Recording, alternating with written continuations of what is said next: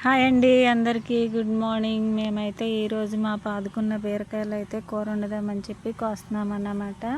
మా చిట్టి కూడా వచ్చాడు. లోపల పాదు కింద అయితే ఒక కాయ ఉంది. చిట్టిని అయితే కోసుకురమ్మన్నాను, కోస్తున్నాడు. ఈ మొన్న అయితే 2 కాయలే కాసాయి కదా, ఈసారి అయితే చాలా కాయలు కాసినాయి అన్నమాట. అందులో 3 కాయలు అయితే తయారైనవి. వాటిని అయితే కోసేస్తున్నాము కూర వండుదామని చెప్పి.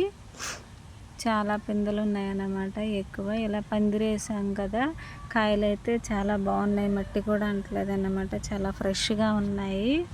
మన ఇంటి దగ్గర కాపించుకున్న కాయలు ఎంతైనా బాగుంటాయి కదా, చక్కగా తాజాగా కూర వండుకోవడానికి. చూడండి, మా బీర పువ్వులు కూడా చాలా అందంగా ఉన్నాయి, పసుపు రంగుగా. ఇవిగోండి 3 కాయలు అయితే కోసామన్నమాట. 3 కలిసి కేజీ ఉంటాయి, అంత పెద్దగా ఉన్నాయి అన్నమాట కాయలు. మాకు ఇంట్లో కూర అయిపోతుంది ఒక రోజుకి. ఇంకో 2-3 రోజుల్లో అవి కూడా తయారైపోతాయి అన్నమాట. చూడండి ఫ్రెండ్స్, బీరపాదు అయితే చక్కగా పాకింది. పందిరేయడం వల్ల కాయలు కూడా బాగా కాసింది.